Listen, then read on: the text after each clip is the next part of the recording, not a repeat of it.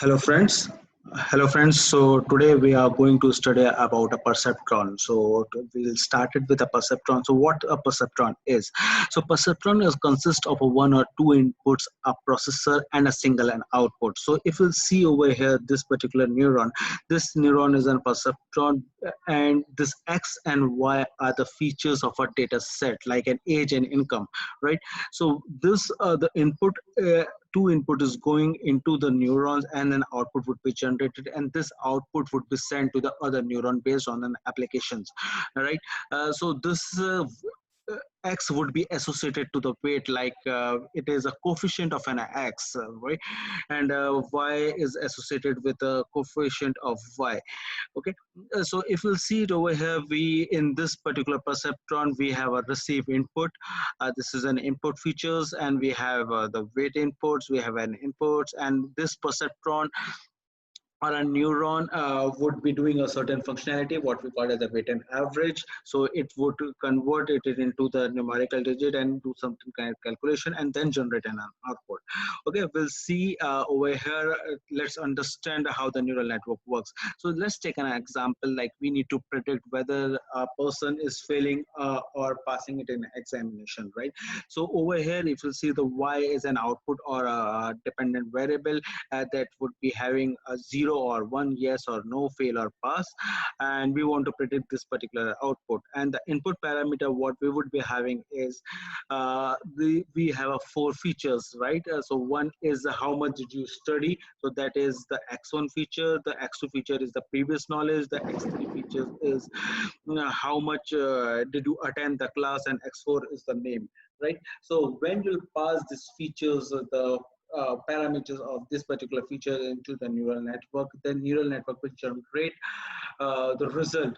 All right, and then this result again go back into using a backpropagation. That backpropagation I'll let you know in a further or a subsequent session what backpropagation is, and it would try to adjust this weight.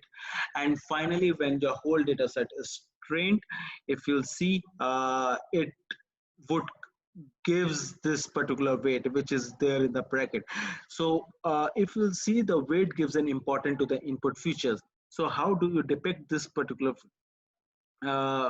equation is one, this is the most important feature. This means that X1 is having a more dependency on whether you are passing or failing the examination. This means the more you study, the more you will get a marks. And then if you'll see in X2, the coefficient of an X2 or the weight of an X2 is less than the X1. This means if you have a previous knowledge of a subject, it would help to pass your exam or fail your exam, right?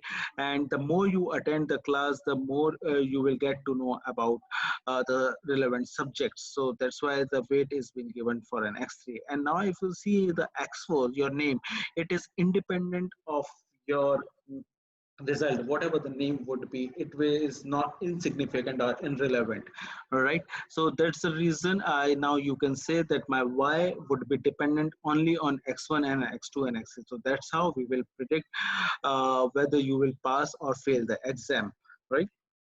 So now, how do we model the neural network like the brain? So as I explained in my earlier session, that it mimics the brain neural network, the artificial intelligence. So let's take an example. Over here, we have multiple features.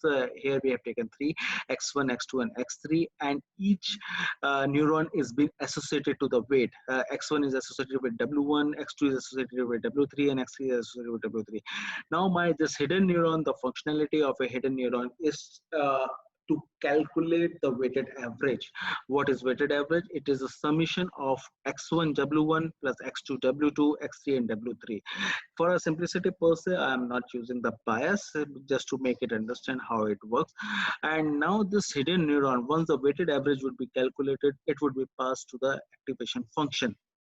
So in details, we will explain in a further session what is activation function and how this weighted average helps in calculating the activation function.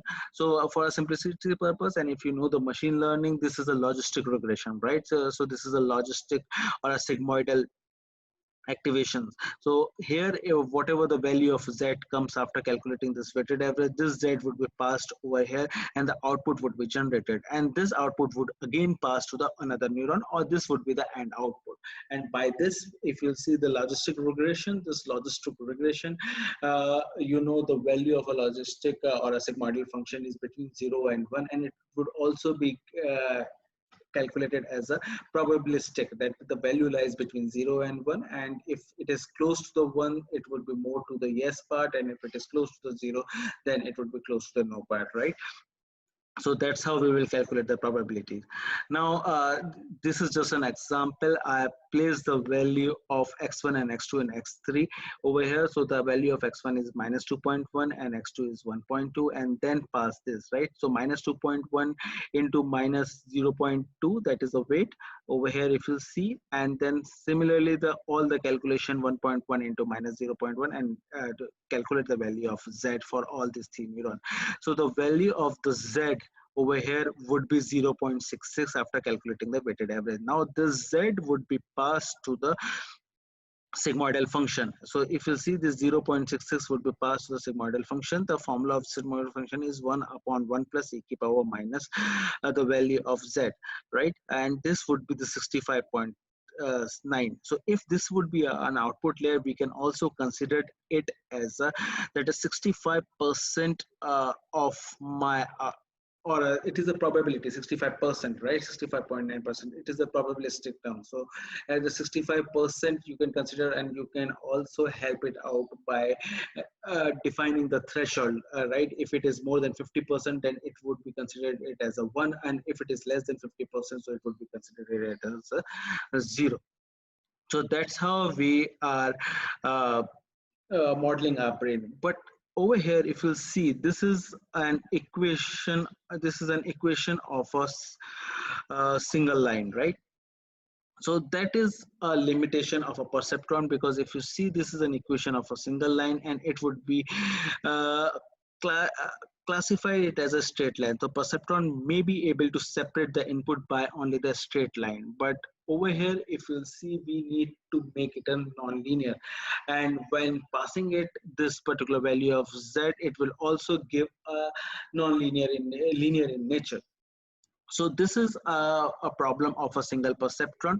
So to classify, or to make your neural network to able to classify a non-linear data, so we need to make it as a multiple, or we need to use it as a multiple hidden neural network. So I'll give you an example. Like over here, if you have an AND gate, right, where if any of the input would be 0, then it would be considered as 0. So 0 is my, over here, if you see this dotted line, shallow dotted line would be considered as a 1, or should be considered as a 1, and this dark black dot line would be considered as a 0. So one single straight line would be able to classify these two data set, that if it would be at a left hand side of this straight line, then it would be all 0, and if it would be on the right hand side of this line, it would be considered as a 1. So over here, the machine learning can also be used,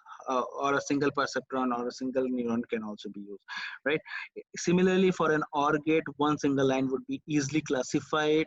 The line which is below this particular line would be considered it as a 0, and at a right hand side it would be considered it as a 1. But the problem occurs with the XOR gate. What XOR gate says, if any of the inputs are different, then it would be considered it as a 1. So if you'll see here, this dotted line, the black dotted line is 0, and this shallow dotted line would be considered as a 1. So there is no single straight line that would be able to separate the two classes 1 and 0. Hence, the linear is non-separable. So one single line would not be able to separate this line. So the solution for this is to use the multiple neurons in the hidden layer. So that's why we will use the multiple hidden neurons, so that my this line would be converted into the non-linear, and it would be easily separatable by the two classes. So the solution is a single line is not sufficient. Therefore, the solution is to expand the beyond a single layer architecture by adding an additional layer of a hidden layer, and this kind of an architecture is called as a multi-layer perceptron. So from here onwards, we will going to understand what is deep neural network, and in my further classes and further slides, I'll be explaining you what is the deep neural network, right? So thank you guys.